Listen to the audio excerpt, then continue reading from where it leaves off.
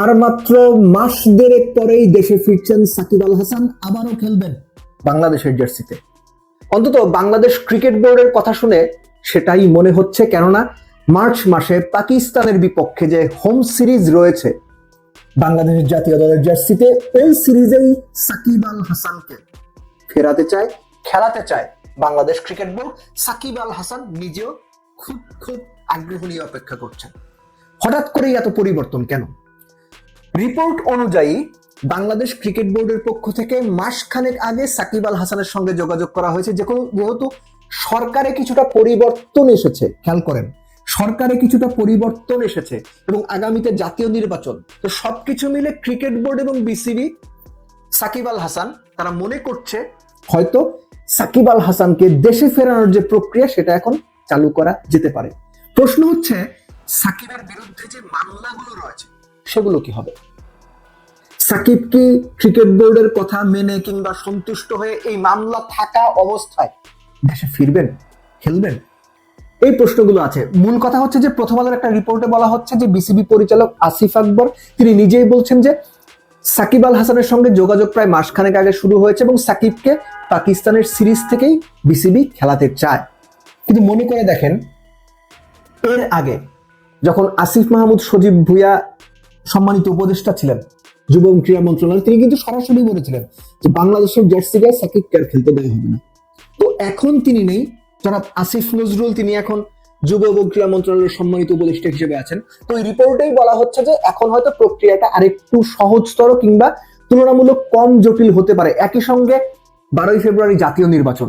So জাতীয় নির্বাচনের পর যেহেতু মার্চে পাকিস্তানের সিরিজ, পাকিস্তান বাংলাদেশে আসবে ওয়ানডে সিরিজ প্রথমে, তারপর তারা পিএসএল খেলতে চলে যাবে, প্লেয়াররা পিএসএল শেষে মে মাসের দিকে এসে আবার টেস্ট খেলবে। ওয়ানডে সিরিজ অর্থাৎ মার্চ মাসেই সাকিবকে ফেরানোর একটা প্রক্রিয়া শুরু করা যেতে পারে। সাকিব আল হাসানের অবস্থান কি? সাকিব আল হাসানের কি এটাই শেষ সিরিজ হবে? তো বিসিবির বক্তব্য অনুযায়ী যে সাকিবকে আগে ফেরানোর প্রক্রিয়াটা শুরু হোক, সে ফিরুক। পাকিস্তানের বিপক্ষে সিরিজটাই সাকিবের শেষ সিরিজ কিনা দেশের মাটিতে কিংবা দেশের জার্সি গায়ে, এটা সাকিব ডিসাইড করবে, হুইচ ইজ আন্ডারস্ট্যান্ডেবল এবং এটাই হওয়া উচিত।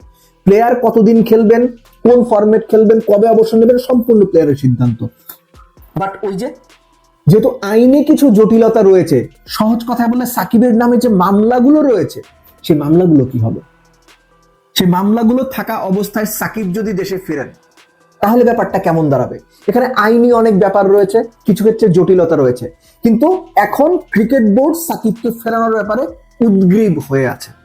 তারা সাকিবকে ফেরাতে চায় এবং সাকিব আল হাসান নিজেও যতটুকু রিপোর্ট অনুযায়ী জানা যাচ্ছে, সাকিব আল হাসান নিজেও বাংলাদেশের জার্সিতে খেলার জন্য মোটামুটি প্রস্তুত আছেন এবং মার্চ মাসে যে পাকিস্তান সিরিজ দিয়ে ফেরার কথা বলা হয়েছে, সাকিব আল হাসান মোস্ট লাইকলি সেটা মাথায় নিয়েছেন এবং সেই অনুযায়ী নিজেকে প্রিপেয়ার করছেন। এবং কথা হচ্ছে, সবসময় যেটা বলি, গণপ্রজাতন্ত্রী বাংলাদেশ সরকার তারা কি সিদ্ধান্ত নেবে? যারা বাংলাদেশের আইন কানুন কিংবা আইন মন্ত্রণালয় কিংবা অন্যান্য নীতি নির্ধারণী পর্যায়ে আছেন তারা কি সিদ্ধান্ত নেবেন? যার নামে মামলা আছে তাকে এনে জাতীয় দলের জার্সিতে মাঠে খেলিয়ে দেওয়া, এই ব্যাপারগুলো প্রশ্ন কিন্তু তৈরি করবে।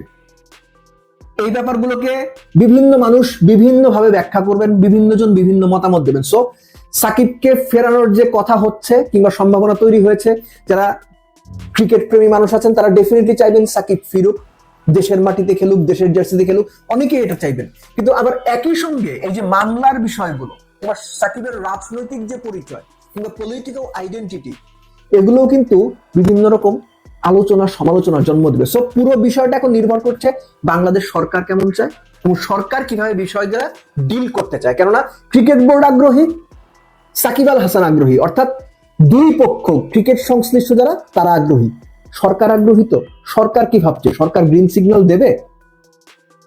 এই প্রশ্নগুলো আগামীর জন্য তোলা থাকুক। কিন্তু এখনো পর্যন্ত সাকিবের নিজের এবং বাংলাদেশ ক্রিকেট বোর্ডের স্ট্যান্ড 2026 মার্চে পাকিস্তানের বিপক্ষে যে হোম সিরিজ হবে, ওয়ানডে সিরিজ দিয়ে মার্চে সাকিব আল হাসানকে তারা জাতীয় দলের জার্সিতে আবারও ফেরাতে চায়।